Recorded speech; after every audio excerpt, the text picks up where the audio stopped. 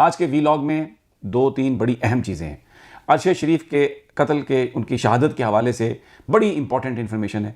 वकार अहमद और खुर्रम जो दो भाई जिनके पास अरशद शरीफ थे, उन्होंने बिल आखिर अपनी ज़बान खोली है। लेकिन ये उन्होंने जो मुलाकात की है, ये जो गुफ्तगू की है, ये उन्होंने सिर्फ जो पाकिस्तान की हुकूमत ने जो तहकीकात करने के लिए बंदे भेजे हैं उनसे बात की है। क्या बात की है मैं आपको वो बताऊंगा। ये बड़े इससे सवाल जो हैं वो उठते हैं। इसके अलावा लॉन्ग मार्च के हवाले से ताज़ा तरीन आज मुरीके से शुरू हुआ लॉन्ग मार्च और ये जाएगा गुजरांवाला तक। क्या इसके हवाले से गुफ्तगू हो रही है, हुकूमत किस तरह से इसको टैकल कर रही है, उनका मौक़िफ़ क्या है, एस्टैब्लिशमेंट कहाँ खड़ी है, इमरान खान साहब कहाँ खड़े हैं, ये मैं अपने इस व्लॉग में आपको तफसील से बताऊंगा। और इसके अलावा सुप्रीम कोर्ट का भी तज़किरा करेंगे। उन्होंने आज़म सवाती पर जो तशद्दुद हुआ उसकी तफसीलात के लिए जो डीजी ह्यूमन राइट्स सेल हैं सुप्रीम कोर्ट के, उन्होंने कायदे हिज़्ब इख्तिलाफ तहरीक इंसाफ के सेनेटर शहजाद वसीम को तलब कर लिया है सोमवार को 10 बजे। अब ज़रा हम गुफ्तगू कर लेते हैं अरशद शरीफ शहीद की, जहाँ पर जिस तरह उनको शहीद किया गया, उन वाक़यात पर मज़ीद डेवलपमेंट हुई है। दो भाई, उनका आपने तज़किरा सुना, वकार अहमद और खुर्रम अहमद। ये दोनों भाई जब से अरशद शरीफ की शहादत हुई है मंजर आम से गायब, और इनके टेलीफोन बंद, इनके जो अहले खाना हैं वो गायब। लेकिन अब ये खबरें हैं कि उन्होंने मुलाकात की है कीनिया में। वो जो पाकिस्तानी तहकीकाती एजेंसी के दो बंदे जो गए हैं, जिसको अतर वहीद साहब लीड कर रहे हैं FIA के, और दूसरे IB के ऑफिसर हैं। इस टीम में पहले ISI के भी एक लेफ्टिनेंट कर्नल थे, लेकिन फिर जब दोबारा नोटिफिकेशन हुआ तो वो इसमें शामिल नहीं थे। अब खुर्रम और वकार, इन्होंने सिर्फ बात की है पाकिस्तानी तहकीकाती एजेंसी से। इन्होंने किसी और ना मीडिया से बात की है, इनके वेयर अबाउट्स का भी कुछ पता नहीं। वेरी इंटरेस्टिंग कि ये सिर्फ पाकिस्तानी जो तहकीकाती इदारे हैं सिर्फ उनसे क्यों बात कर रहे हैं, इसका मुझे नहीं पता, लेकिन ये एक सवाल उठ रहा है। उनके मुताबिक उन्होंने ये तस्लीम किया कि अरशद शरीफ उनके मेहमान थे, वकार और खुर्रम। और ये बात भी तस्दीक हो गई है, कर दी गई है कि अरशद शरीफ उस दिन वकार अहमद की जो शूटिंग रेंज है, उनकी जो लॉज है, वहाँ पर वो खाना खाने के लिए गए थे। और उसके खुर्रम और वकार और अरशद शरीफ साहब ने खाना खाया था वहाँ पर। कोई और इसमें शरीक था या नहीं, इसके बारे में हमें इत्तला नहीं है। उसके बाद खाना खाने के बाद वो अपने वहाँ से घर के लिए रवाना हुए, और ये बताया वकार अहमद ने रिपोर्टेडली कि तकरीबन 18 किलोमीटर उनके जो रेंज है, उनका जो लॉज है, वो कच्चा रास्ता है, उसके बाद पक्का रास्ता शुरू होता है। तो जब वो खाना खाकर वहाँ से निकले हैं तो उसके आधे घंटे के बाद उन्होंने ये बताया कि उन्हें ये इत्तला मिली कि वहाँ पर गाड़ी पर फायरिंग हुई है। खुर्रम जो उनके भाई हैं, उन्होंने कहा, इस बात की तस्दीक की कि वो अरशद शरीफ के साथ थे, लेकिन खुर्रम को कोई भी किसी तरह से भी खराश नहीं आई। अब एक अहम बात उन्होंने ये कही कि वो अरशद शरीफ को नहीं जानते थे। किसी एक कॉमन फ्रेंड ने उनसे ये कहा कि उनकी लुक आफ्टर करनी है, उनकी केयर करनी है, तो उन्होंने उनकी मेज़बानी की। ये तस्लीम किया वकार ने कि वहाँ पर अरशद शरीफ की आमद से पहले कीनिया में सिर्फ एक दफ़ा उन्होंने अरशद शरीफ के साथ खाना खाया था। ये अभी तक उन्होंने नहीं बताया। अगर बताया भी है तो पाकिस्तानी एजेंसीज उसको अपने तय रख रही हैं, और वो ये नहीं बता रही कि किस शख्सियत ने अरशद शरीफ से उनकी मुलाकात करवाई थी। ये बड़ा अहम नुक्ता है। लेकिन अभी तक ये चीज़ें एस्टैब्लिश हो चुकी हैं कि खुर्रम और वकार मेज़बान थे, दोनों आखिरी वक्त में अरशद शरीफ के साथ थे, खाना तीनों ने इकट्ठा खाया। उसके बाद वकार के बकौल खुर्रम अरशद शरीफ के साथ थे, और जब वो निकले हैं घर वापसी के लिए तो तकरीबन आधे घंटे के बाद उन्हें फायरिंग की इत्तला जो है वो मौसूल हुई है। अब सिर्फ उन्होंने पाकिस्तानी एजेंसियों से ही बात क्यों की है, कहीं मीडिया पर अपना कोई बयान क्यों नहीं दिया? क्या वो कीनियन अथॉरिटीज़ के पास हैं, उनकी प्रोटेक्शन में हैं, और उनकी एक्सेस हुकूमत पाकिस्तान को कीनिया ने दी? क्या वो हिफाजती हिरासत में हैं, और क्या उनके बयानात को कोई इन्फ्लुएंस करने की कोशिश कर रहा है? ये बड़े अहम सवालात हैं। लेकिन मैं आपको वो जो लिखा कीनिया के अखबार ने कि कभी भी शायद हमें सच्चाई मालूम नहीं हो सकेगी कि अरशद शरीफ के साथ हुआ क्या, क्योंकि ये सब कुछ बहुत कंट्रोल्ड है। ये इस हुकूमत की तहकीकात पर किसी को इतबार नहीं, और ये सब कुछ कंट्रोल्ड है। वो किसी इंडिपेंडेंट मीडिया से बात नहीं कर रहे। तो ये अब तक की ये इत्तलात हैं। अब थोड़ा सा लॉन्ग मार्च के हवाले से मैं आपको बता देता हूँ कि क्या चीज़ें चल। सबसे पहले तो मैं आपको थोड़ा सा एक ये हालात बता दूँ कि इस वक्त हो क्या रहा है। पिछले 1-1.5 महीने से जब से इमरान खान साहब ने लॉन्ग मार्च का ऐलान, उसमें जल से जलूस और शिद्दत उसमें पैदा की, तो 2-3 चीज़ें जो है ना गवर्नमेंट ने फोकस की। गवर्नमेंट ने सबसे पहले तो इस लॉन्ग मार्च के हवाले से जो साइफ़र के हवाले से जो मौक़िफ़ था इमरान खान साहब का, जिस साजिश का वो जिक्र करते थे, उसको तोड़ने के लिए इन्होंने मुख्तलिफ़ ऑडियो लीक्स की, उसमें साइफ़र के हवाले से, और ये तासुर देने की कोशिश की कि ये सब एक साजिश थी जो इमरान खान ने रचाई। और क्योंकि इनकी हुकूमत जा रही थी तो एक आम रूटीन में जो किसी सफारतकार की बात थी उसको बुनियाद बना के इमरान ने साजिश का जिक्र किया। उसके लिए ऑडियो लीक्स हुई, प्रेस कॉन्फ्रेंसेज हुई, लोगों को गिरफ्तार करना शुरू किया गया, लेकिन वो कारगर नहीं हुआ। फिर इसके साथ साथ इलेक्शन कमीशन को इस्तेमाल किया गया कि फंडिंग जो है वो आई है, गैर मुल्क से आई है, पाकिस्तान के दुश्मनों से आई है, और इलेक्शन कमीशन से ये फैसला भी करवा दिया तोशा खाना के केस में कि इमरान खान जो हैं वो डिसऑनेस्ट हैं। फंडिंग के हवाले से भी ये फैसला करवा दिया कि वो फॉरेन फंडिंग है ये पीटीआई की जमात, हालांकि इलेक्शन कमीशन का ये इस्तेकाक नहीं था। उसको भरपूर तरीके से इस्तेमाल किया इलेक्शन कमीशन को। मकसद ये था कि इमरान खान की जो इंटेग्रिटी है उसमें डेंट डाला जाए और लोगों को ये कहा जाए कि आप पीछे हट जाएं। लोग उस पर पीछे नहीं हटे। फिर उसके बाद इन्होंने कोशिश की कि जो पीटीआई के अंदर लोग हैं उनको इस्तेमाल किया जाए। उसमें फैसल वावडा सबसे अहम, फिर उसके बाद खुर्रम लगारी की प्रेस कॉन्फ्रेंस, लेकिन ये कोई बंदा भी पीटीआई से तोड़ने में कामयाब नहीं हो सके।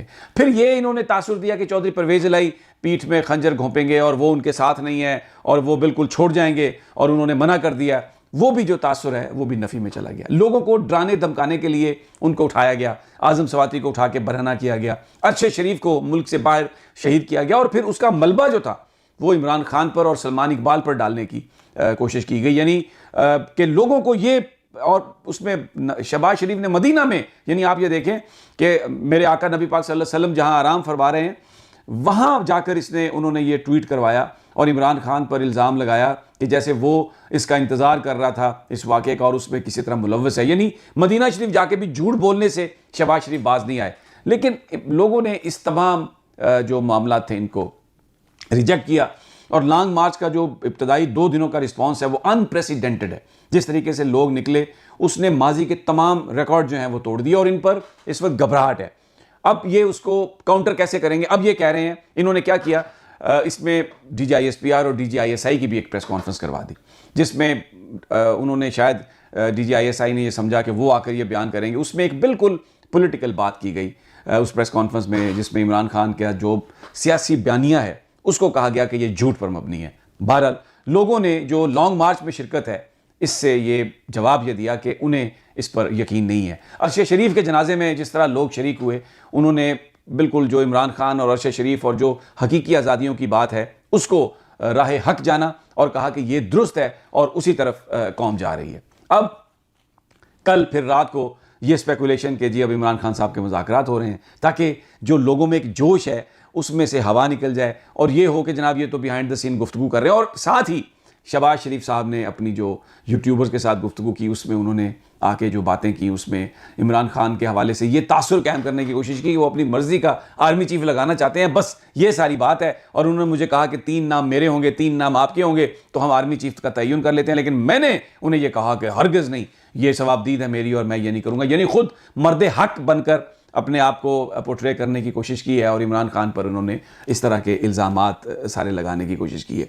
अभी तक मैं आपको बताऊं, अच्छा अब क्या कर रहे हैं, ये सब कुछ कारगर नहीं हुआ। इमरान खान की जो पॉपुलैरिटी है, लोग उसको जो सही समझते हैं उसमें कोई डेंट नहीं पड़ा। अब इन्होंने क्या किया, अब कह रहे हैं जी ताकत का इस्तेमाल हम करेंगे। और उसमें जिस तरह अरशद शरीफ की शहादत हुई, किसने की मुझे नहीं पता, लेकिन उसका मलबा इमरान पर डालने की कोशिश की। एक ऑडियो इन्होंने बनाई है अमीन गंडापुर की, और ये बताने की कोशिश कर रहे हैं कि जी अब वहाँ पर ये लाशें गिराने का बंदोबस्त है, क्योंकि लॉन्ग मार्च को रोकने के लिए एक और प्रोपेगेंडा किया गया कि ये खूनी मार्च है, ये ताकि लोग इसमें फैमिलीज ना भेजें, लोग अपने बच्चे ना भेजें। लेकिन लोगों ने इसको रिजेक्ट किया। लोगों की बहुत बड़ी जो तादाद है उसने ये बताया कि हमें ना इससे खौफ है और ना हम इसको तस्लीम करते हैं। अब ये कह रहे हैं कि इस्लामाबाद में ये बंदूकें इकट्ठी हो रही हैं और ये वहाँ पर कत्लो गारत होगी और ये इस तरह से किया जाएगा। और इसके साथ ही इस्लामाबाद के अंदर जो रेड जोन है, जो पहले सिर्फ उस जगह पर के लिए था जिसमें सुप्रीम कोर्ट है, पार्लियामेंट है, सेक्रेटेरिएट है, प्राइम मिनिस्टर हाउस है, ऐवान सदर है, गैर मुल्की एम्बेसीज हैं, सरीना चौक से वो था, डी चौक वाली साइड पे था, मैरियट उसमें था, अब उसको बढ़ा दिया, 0 पॉइंट तक ले हैं। पहले 1 थाना था, अब 2 थाने उसमें और ऐड कर दिए हैं। और उसमें कह रहे हैं कि जी बिल्कुल होटलों पर, मैंने आपको पहले भी बताया, रोज़ाना चेक करते हैं पुलिस वाले कि यहाँ पर किसी बंदे को आपने नहीं ठहराना। अब ताकत के इस्तेमाल की ये बात कर रहे हैं। मैंने आपको बताया कि इस वक्त बिहाइंड द सीन जो कंसल्टेशन है वो पिंडी और लंदन की है, और उसमें अभी आगे क्या होता है आने वाले दिनों में पता चल जाएगा। लेकिन अब ये सूरत हाल है कि ये इतनी बौखलाहट का शिकार हैं, इतनी घबराहट का शिकार हैं कि ये इस वक्त ये बात कर रहे हैं कि तशद्दुद का जी इल्ज़ाम लगा रहे हैं पीटीआई का प्लान है, दर हकीकत प्लान ये खुद कर रहे हैं। दूसरा जो इंपॉर्टेंट डेवलपमेंट हुई है जो मैं आपको बताऊं वो ये है कि सुप्रीम कोर्ट ऑफ पाकिस्तान ने बुला लिया शहजाद वसीम साहब को, जो लीडर ऑफ द अपोजिशन है सेनेट में। इमरान खान ने कल भी ये बात कही, सेनेटर आज़म स्वाति ने भी प्रेस कॉन्फ्रेंस की जिसमें यह कहा गया कि उनको बरहना करके मारा गया। तो वो मालूम किया जाए कि वो कौन लोग थे, क्योंकि हुकूमत, उन्होंने ये इल्ज़ाम लगाया आज़म स्वाति साहब ने कि एजेंसी यानी FIA ने उन्हें पकड़ा, उसके बाद 2 घंटे के लिए किसी एजेंसी के हवाले किया और उन पर बरहना करके तशद्दुद किया गया उनको। तो उस पर इमरान खान बार बार ये कह रहे थे। तो अब सुप्रीम कोर्ट ने उसका नोटिस ले लिया और जो ह्यूमन राइट्स सेल के DG हैं सुप्रीम कोर्ट के, उन्होंने शहजाद वसीम साहब को मंडे वाले दिन दोपहर दिन के 10 बजे बुलाया कि आएँ और आके इसके हवाले से तफसीलात दें। तो ये एक बड़ी इस हवाले से पेशरफ्त है कि सुप्रीम कोर्ट ऑफ पाकिस्तान ने इमरान खान ने जो मुतालबा किया उस पर उन्होंने रिस्पॉन्स किया। ये बड़े इंपॉर्टेंट मोमेंट्स हैं पाकिस्तान की तारीख़ में। इस वक्त लोगों में जोशो खरोश है, लॉन्ग मार्च बहुत कामयाब है, लेकिन सिर्फ बोल और ARY ये 2 चैनल इसको दिखा रहे हैं। बाकी चैनल जो हैं वो बहुत इसकी कवरेज ज़ीरो के बराबर है, और जियो और समा और दुनिया TV तो बतौर ख़ास टारगेट किया हुआ उन्होंने अपेरेंटली कि जैसे ये कोई कामयाब धरना नहीं है, कोई कामयाब लॉन्ग मार्च नहीं है। बहरहाल बड़ी वेरी इंटरेस्टिंग है इस वक्त इमरान खान क्या कर रहे हैं कि जो लोग उनको थका भी नहीं रहे और रात को आराम भी कर रहे हैं, और मकामी जो लोग हैं उनकी हाज़िरी पर ज़्यादा डिपेंडेंट है, उनकी डिपेंडेंस है, और इतनी बड़ी तादाद में लोग आ रहे हैं कि ये एक अनप्रेसिडेंटेड धरना है। और लग ये रहा है कि जिस वक्त ये पिंडी के नज़दीक पहुंचेंगे तो ये सारे लोग जब आके मिलेंगे, उन्हें GB से मिलेंगे, AJK से मिलेंगे, KP से मिलेंगे और पंजाब के लोग होंगे, तो ये लाखों अफराद का एक समंदर होगा और बहुत मुश्किल होगा गवर्नमेंट इसको सस्टेन कर सके, इलेक्शन ना तारीख देने की डिमांड जो है। तो ये इस वक्त एक असाबी जंग जारी है। इस जो कौमी मीडिया है, अपना हामी मीडिया, उसको नून लीग वाले इस्तेमाल कर रहे हैं ये बताने के लिए कि हम पर कोई घबराहट नहीं है, लेकिन उनकी जो गुफ्तगू है, उनकी जो बॉडी